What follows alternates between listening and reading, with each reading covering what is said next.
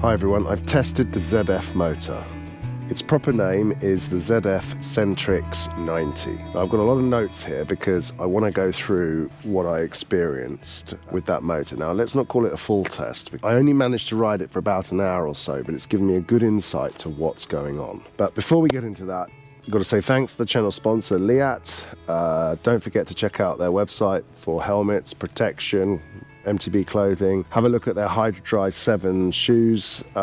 Winter's coming, and absolutely fantastic riding shoe, either available with clip or without, and I guarantee your feet will stay dry even in the worst mud. So let's get into the specifications of the motor. 90 Newton meters, about 2.1 kilos. It's bigger than I expected, but it's still fairly small, and that's because of this unique mounting system where a cage bolts underneath the motor and holds it against the frame, and it doesn't rotate. And they've just maybe the physical body of the motor, they've just made it a little bit wider, just to, I mean, it's obviously within specs of e-bikes, but it doesn't come across in photos that well. Thing is, it does look good on the frame though, as it mounts underneath, and I assume it makes it super easy to maintain. So if you need to take it off, that's really easy. The bike I tested was a Raymon with 160 mils of travel, carbon frame. The whole bike came in at around 22 kilos, which was, you know, quite impressive. Now, this motor was 90 Newton meters.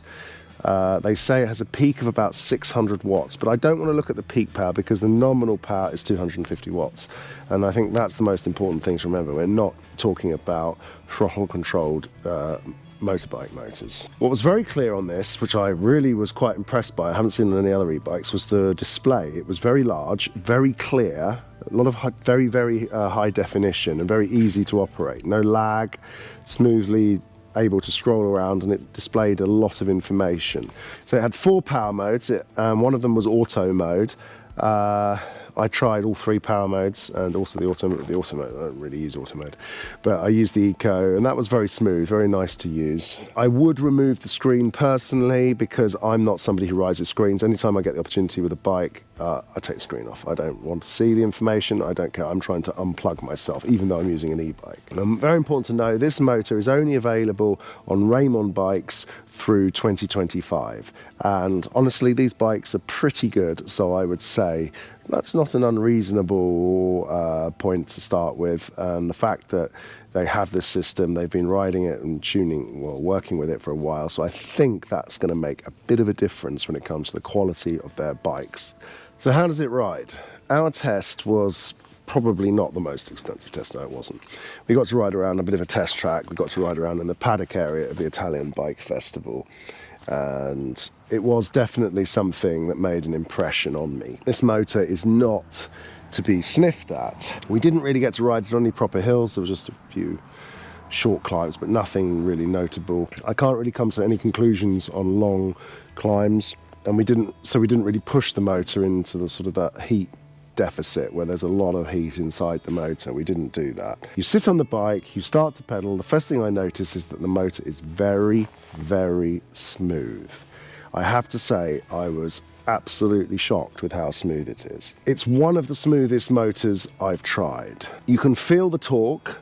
The 90 Newton meters is strong, but I wouldn't say it's a strong version of 90 Newton meters like the Polini or the Ascol that I've been riding recently. You can feel the peak power being slightly less, and that's what it is. It peaks out at about 600 watts. C'è i carabinieri, c'è Trek, ciao ragazzi. C'è questo motore che, ok, è una sensazione incessante, ragazzi. Non è rumoroso, Ci senti c'è qualcosa diverso, ciao. Si senti c'è qualcosa diverso dentro. It gives you a lot of power available on the first pedal input. It has a dead silent freewheel, and there's no friction. Zero friction. When you spin it back, it's the smoothest, least amount of friction I've felt in any motor. The power's very well controlled. It builds in a smooth wave, a bit like the Shimano EP801 with the new software, and it then continues from there. But it is more powerful. It doesn't sit there holding back. You can feel it maintains a more powerful, sustained energy wave. The noise level on the motor is very similar to Shimano, maybe a smidge less, but it has more of a metallic sound to it. It sounds more compact. The sound doesn't sound like it's reverberating around any kind of chamber, and that's obviously because it's filled with oil. The taper off of the power when you go past 25 kilometers an hour feels the smoothest I felt of any motor out there. It was really impressive the way they tuned the fade out. So that's the best I've ever felt on first impressions of any motor I've tried. It has a good overrun, and the overrun quantity, let's say, feels very similar to a Bosch Performance CX. The race version is a little bit more bubbly maybe, so this is very, very good quantity of overrun. The Ascol and Polini motors I've been testing, which if you have a look at previous tests on the channel, I'll leave the links below, they still feel slightly more powerful. Remember, they're all 90 Newton meters. Obviously the Ascol with its 110 Newton meters, you know, sails past this motor, but only for say 30 seconds. So yeah, you've got to remember that. It's an interesting combination and setup. I like it, this motor, for the power, for the size, for the ability to integrate it in the bike. It's definitely a very competitive alternative to these other powerful motors out there. It was using a 740 watt hour battery, which was fairly big, like a normal battery. And honestly, I couldn't tell because I didn't ride it long enough to see how the energy usage was. It seemed about normal and what I would expect for a 90 Newton meter motor. The Raymon bike itself felt good, and it really felt like the geometry was pretty well designed. Feels like a good trail or mountain enduro bike, probably more towards all mountain enduro rather than just pure enduro or pure all mountain. Obviously with this good geo, I'm looking forward to testing the bike further, and I will get one of these bikes in soon.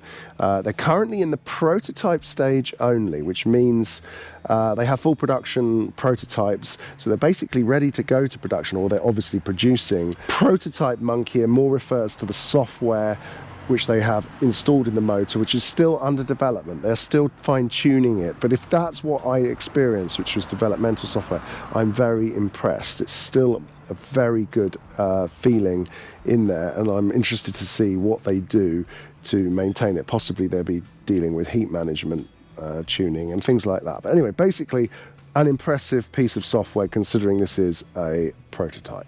The first question I've got is, should other motor companies be worried? Yes, they should.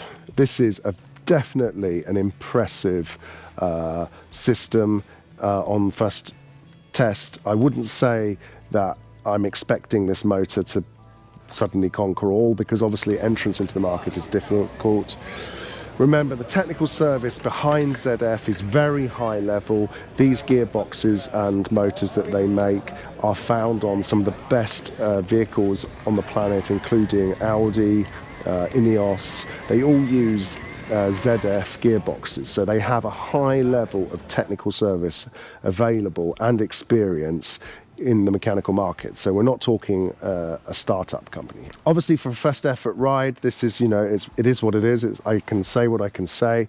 I'm looking forward to getting some more tests on the bike and on the motor. I'm looking forward to seeing how it handles the sort of up and down nature of the trails that I ride, especially on relaunches and things like that, see how well the motor picks up. And also it seemed quite silent, but obviously I didn't try it on very, very rough terrain, so I have no idea if it rattles. Probably doesn't. I think the main benefit of this system is actually the size of the motor and the look and the feel. I don't think many people have mentioned that. Most people are overly concentrated on motor power and things like that, but the 90 Newton meters, very few times you actually need that 90 Newton meters when you're riding. Possibly, unless you're riding very steep mountains all of the time, I think the general user base will be pretty happy with the power delivery and the general feeling of this motor when riding. It's not a game changer, but it's definitely a step in the right direction, and I look forward to having more time on it. The main difference, it takes a bike that would be 24 kilos, it takes it down to around 23 or 22 if you have the right build specifications, which makes it a possible contender to go straight up against the Amiflow. As I've said before, I don't think you need these excessive power numbers. I think it's much better to have focus on design, and I think ZF have definitely gone in the right direction. Anyway, watch this space. I'm going to try and get one of these bikes as soon as I can to take it on my trails, which I ride, so I can give you way more insight into it. Hopefully that's been useful up to now, and we'll see you on the next video. Thanks for watching. Don't forget to like and subscribe and leave a comment, and please hit subscribe. Everyone needs to hit subscribe.